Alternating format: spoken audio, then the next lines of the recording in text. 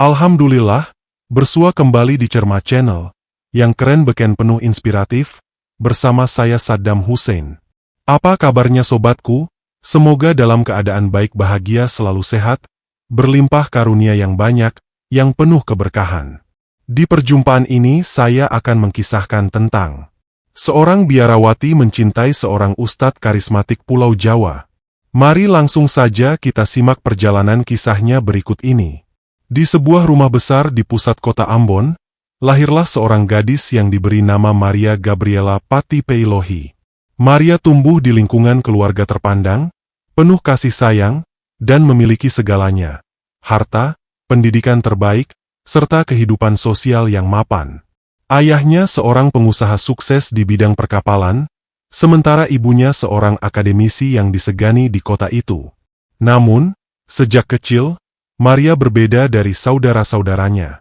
Ia lebih senang menyendiri, menghabiskan waktu di kapel keluarga, dan membaca kitab suci dibanding bermain seperti anak-anak lain.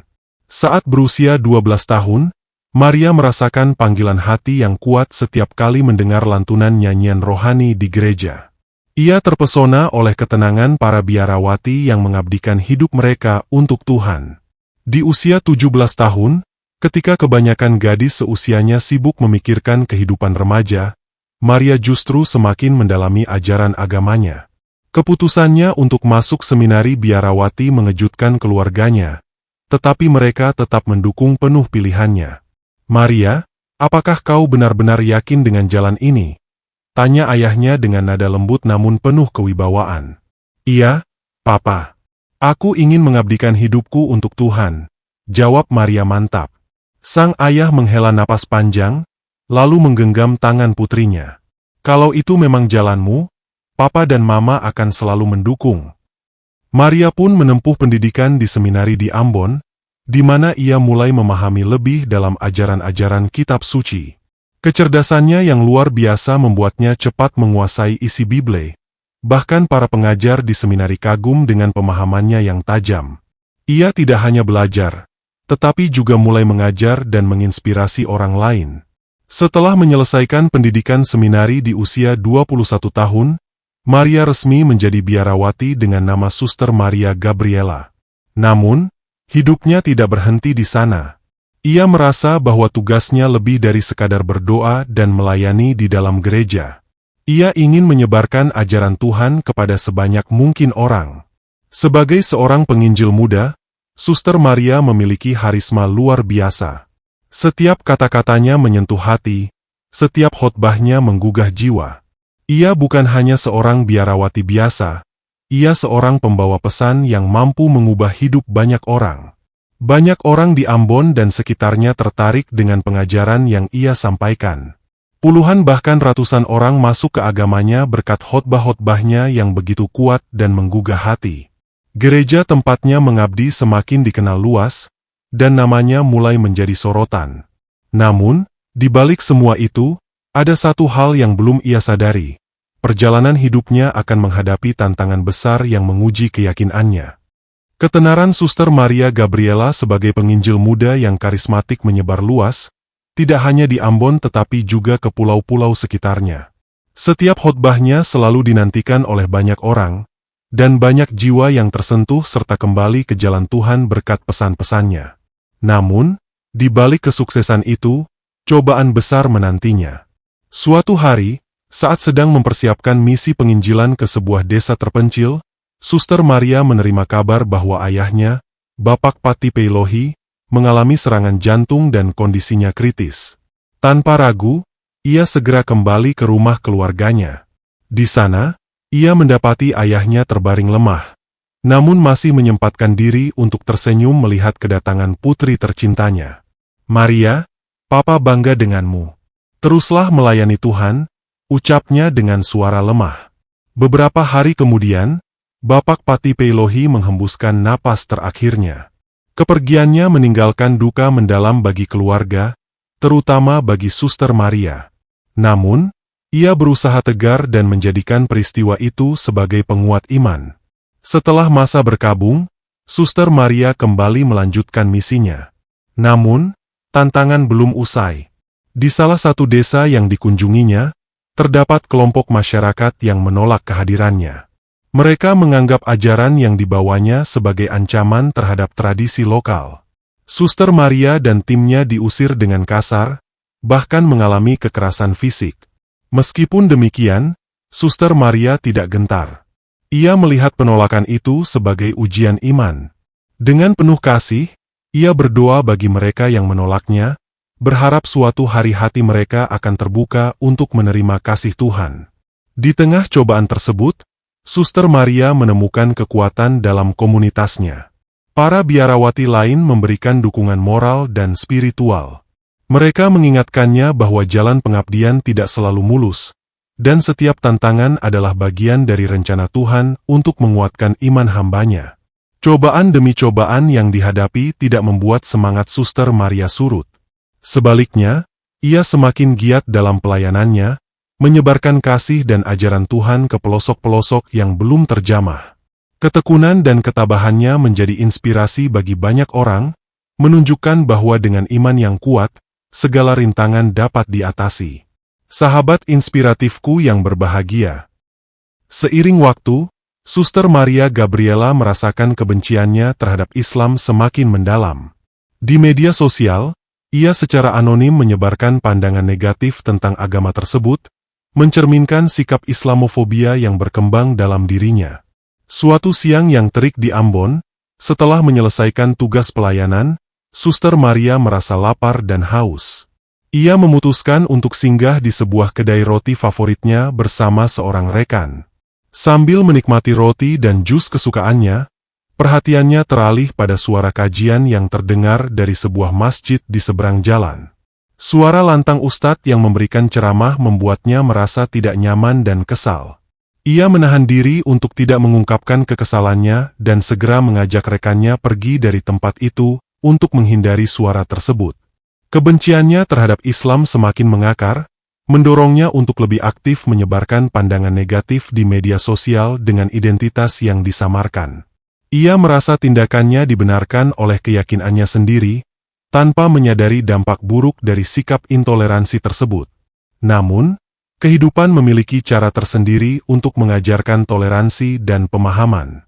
Suatu hari, saat mengunjungi sebuah panti asuhan untuk memberikan bantuan, Suster Maria bertemu dengan Aisyah, seorang relawan Muslim yang juga aktif membantu anak-anak di panti tersebut.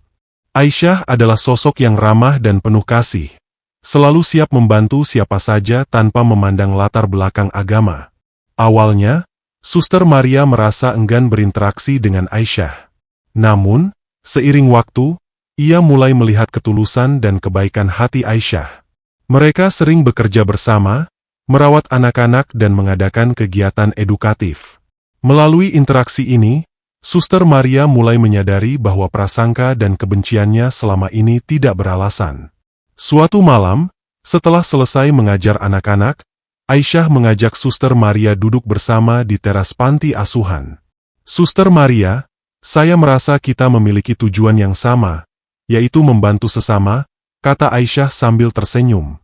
Suster Maria terdiam sejenak, merenungkan kata-kata Aisyah. Ia menyadari bahwa meskipun mereka berasal dari latar belakang agama yang berbeda, tujuan mereka sama, menyebarkan kasih dan kebaikan. Percakapan malam itu menjadi titik balik bagi Suster Maria. Ia mulai membuka hatinya, belajar memahami dan menghargai perbedaan. Kebenciannya perlahan memudar, digantikan oleh rasa hormat dan persahabatan.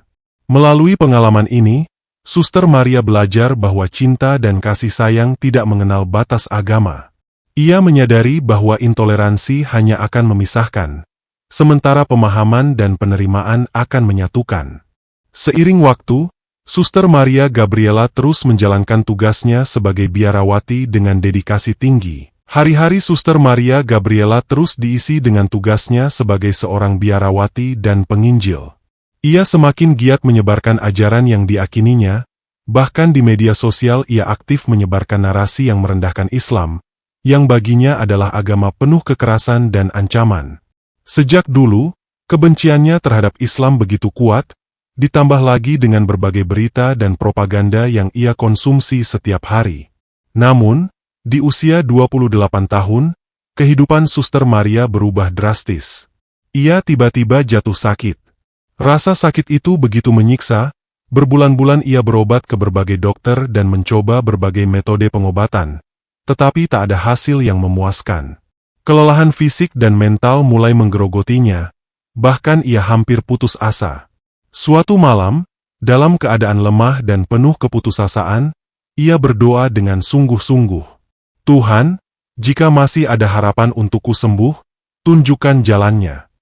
Dengan sisa tenaga, ia memejamkan mata, berharap keajaiban datang dalam hidupnya. Malam itu, Suster Maria mengalami mimpi yang begitu nyata. Dalam mimpi itu, ia berada di sebuah tempat yang damai, dipenuhi cahaya lembut dan angin sepau-sepau yang menenangkan. Di hadapannya, berdiri seorang pria yang tampak berwibawa, mengenakan gamis putih dengan senyum menyejukkan. "Siapa Anda?" tanya Suster Maria dalam mimpi itu. "Aku Hadi Dayat," jawab pria tersebut dengan suara tenang. "Aku berasal dari Pulau Jawa. Aku menunggu kehadiranmu di tempat yang telah ditentukan. Datanglah, dan engkau akan menemukan kebahagiaan dunia dan akhirat." Suster Maria merasa begitu damai dalam mimpi itu. Aneh, ia yang biasanya membenci Islam justru merasa tentram di dekat pria ini. Mimpi itu berlanjut dengan perbincangan panjang tentang kehidupan, penderitaan, dan pencarian makna. Ia merasa begitu nyaman hingga tanpa sadar ia ingin terus berada di tempat itu. Namun, sebelum terbangun, Ustaz Hadi Dayat berpesan sekali lagi, "Carilah aku di Pulau Jawa. Aku menunggumu di sana." Seketika, Suster Maria terbangun dengan napas tersengal. Ia terdiam, meresapi perasaan yang membanjiri dirinya. Ada sesuatu yang berbeda, rasa sakit yang selama ini menghantuinya tiba-tiba lenyap. Ia menyentuh tubuhnya, mencoba memastikan bahwa itu bukan ilusi. Badannya terasa ringan, seolah-olah beban yang selama ini menekannya telah diangkat. "Apa arti semua ini?" bisiknya dalam hati. Ia tak berani menceritakan mimpi itu kepada siapapun. Takut dianggap aneh, atau lebih buruk lagi, dituduh mulai kehilangan iman. Namun, mimpi itu terus terngiang dalam pikirannya, membayanginya setiap kali ia berdiam diri. Nama Hadi Dayat terpatri kuat di benaknya. Berbulan-bulan kemudian, di penghujung tahun, ia meminta izin untuk pergi ke Pulau Jawa. Kepada rekan-rekannya di paroki, ia mengatakan bahwa ia ingin berlibur dan bersilaturahmi ke gereja di Jakarta. Tak ada yang mencurigai alasannya, karena sejak dulu Suster Maria memang suka bepergian. Namun, ada tekad besar yang ia sembunyikan. Ia ingin mencari Ustaz Hadi Dayat, sosok yang datang dalam mimpinya. Setibanya di Jakarta, ia berpura-pura mengikuti aktivitas di gereja bersama sahabatnya. Namun, dalam diam, ia mulai mencari informasi tentang Ustaz Hadi Dayat. Dengan modal internet dan bertanya secara samar kepada orang-orang, ia meminta izin untuk berlibur sendiri. Dengan pakaian layaknya masyarakat umum tanpa atribut biarawati, ia memulai pencariannya, meski tanpa petunjuk jelas tentang keberadaan sang ustaz. Hari-hari berlalu dengan penuh lika-liku. Suster Maria mengunjungi berbagai masjid dan pusat kajian Islam di Jakarta, berharap mendapatkan informasi tentang Ustaz Hadi Dayat. Ia menghadiri beberapa kajian, namun belum menemukan sosok yang dicarinya. Rasa rindu dan harapan terus mengiringinya, meski tak jarang ia merasa putus asa. Suatu hari, saat berada di sebuah toko buku Islam, ia melihat sebuah buku dengan nama penulis Ustaz Hadi Dayat. Hatinya berdebar. Ia segera membeli buku itu dan membaca profil penulisnya.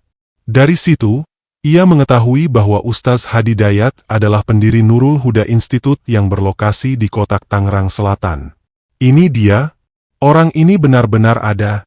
Hatinya berdegup kencang. Tekadnya semakin bulat. Tanpa memberitahu siapapun, ia mengenakan pakaian biasa, tanpa atribut biarawati, dan berangkat seorang diri ke Tangerang Selatan. Ia tak tahu apa yang akan terjadi. Ia tak tahu bagaimana orang-orang akan menerimanya. Namun satu hal yang pasti, ia harus bertemu dengan Ustaz Hadi Dayat, sosok yang telah mengubah hidupnya dalam mimpi. Sahabat inspiratifku yang berbahagia. Dengan tekad bulat, Suster Maria Gabriela tiba di Tangerang Selatan, sebuah kota yang belum pernah ia kunjungi sebelumnya. Bermodalkan informasi terbatas, ia mencari Nurul Huda Institute, tempat di mana Ustaz Hadi Dayat beraktivitas. Perjalanan ini bukan tanpa hambatan. Rasa cemas dan keraguan sering menghampirinya. Namun, bayangan mimpi yang pernah dialaminya memberikan kekuatan untuk terus melangkah. Setelah beberapa hari mencari, akhirnya ia menemukan lokasi Nurul Huda Institute. Dengan hati berdebar, ia melangkah masuk ke dalam kompleks yang asri dan menenangkan. Di sana, ia melihat sosok pria yang dikenalnya dari mimpi, Ustaz Hadi Dayat, sedang berbicara dengan beberapa muridnya. "Assalamualaikum, Ustaz," sapa Suster Maria dengan suara bergetar. Ustaz Hadi menoleh dan tersenyum hangat. "Waalaikumsalam warahmatullah. Silakan duduk, ada yang bisa saya bantu?" Dengan perasaan campur aduk, Suster Maria menceritakan mimpinya, penyakit yang dideritanya, dan perjalanan panjangnya mencari Ustaz Hadi. Ustaz Hadi mendengarkan dengan seksama, tanpa menunjukkan rasa terkejut. "Subhanallah," ujar Ustaz Hadi setelah mendengar cerita Suster Maria. "Allah memiliki caranya sendiri untuk membimbing hambanya menuju cahaya kebenaran." Percakapan mereka berlanjut, membahas berbagai topik tentang kehidupan, spiritualitas, dan pencarian makna sejati. Suster Maria merasakan kedamaian dan kehangatan dalam diskusi tersebut, mirip dengan perasaan yang dirasakannya dalam mimpi. "Apa yang Anda cari dalam hidup ini?" tanya Ustaz Hadi dengan lembut. Suster Maria terdiam sejenak, merenungkan pertanyaan itu. "Saya mencari kebenaran dan kedamaian sejati," jawabnya akhirnya. "Kedamaian sejati hanya dapat ditemukan dalam penyerahan diri sepenuhnya kepada Sang Pencipta," kata Ustaz Hadi. Islam, yang berarti penyerahan, adalah jalan menuju kedamaian tersebut. Percakapan itu membuka perspektif baru bagi Suster Maria. Ia mulai memahami bahwa kebencian dan prasangka yang pernah ia miliki berasal dari ketidaktahuan. Dengan hati yang terbuka, ia memutuskan untuk mempelajari Islam lebih dalam. Selama beberapa minggu berikutnya, Suster Maria mengikuti kajian di Nurul Huda Institute dan berdiskusi intensif dengan Ustaz Hadi. Ia juga berinteraksi dengan jamaah, merasakan kehangatan dan persaudaraan yang tulus. Pada suatu hari yang cerah, setelah melalui proses panjang pencarian dan perenungan, Suster Maria memutuskan untuk mengucapkan syahadat, pernyataan iman dalam Islam. Dengan bimbingan Ustaz Hadi dan disaksikan oleh jamaah, ia mengucapkan kalimat syahadat dengan penuh keyakinan. "Asyhadu an la ilaha illallah, wa asyhadu anna Muhammadur Rasulullah," ucapnya dengan suara mantap. Air mata kebahagiaan mengalir di wajahnya. Ia merasakan kedamaian yang belum pernah ia rasakan sebelumnya. Perjalanan panjangnya mencari kebenaran akhirnya membawanya pada cahaya Islam.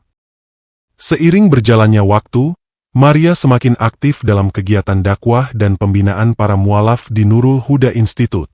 Semangatnya dalam menyebarkan cahaya ilahi melalui Al-Quran membuatnya dikenal luas sebagai sosok yang inspiratif. Namun, di balik dedikasinya, Maria merasakan kebutuhan akan pendamping hidup yang dapat menguatkan langkahnya di jalan Allah. Setelah melalui perenungan dan doa yang mendalam, Maria memberanikan diri untuk mengungkapkan niatnya kepada Ustaz Hadi Dayat. Dalam suatu kesempatan, dengan hati yang tulus, Maria menyampaikan keinginannya untuk menjadi pendamping hidup sang Ustaz, siap lahir batin mendukung perjuangan dakwah bersama. Ustaz Hadi, terkejut namun bijaksana, meminta waktu untuk istiharah dan berkonsultasi dengan para sesepuh serta keluarganya.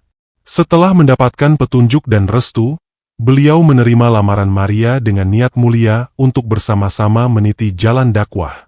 Pernikahan mereka dilangsungkan dengan sederhana namun hikmat, dihadiri oleh keluarga, sahabat, dan jamaah Nurul Huda Institute.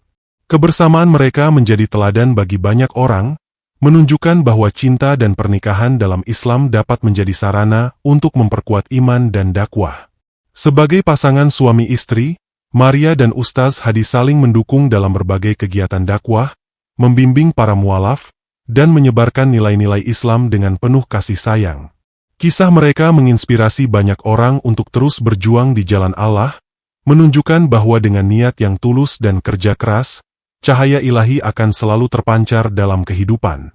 Demikian kisah ini saya sajikan, semoga bermanfaat, menambah literasi pengembangan cakrawala berpikir kita, menghibur penuh inspiratif, untuk senantiasa berada di dalam kebaikan, naungan bimbingan cahaya petunjuk Allah Ta'ala. Atas segala perhatian dan dukungan sobatku saya ucapkan terima kasih. Semoga menjadi nilai kebaikan. Sampai berjumpa kembali di kisah inspiratif berikutnya. Dan saya mohon pamit undur diri dengan ucapan. Wassalamualaikum warahmatullahi wabarakatuh.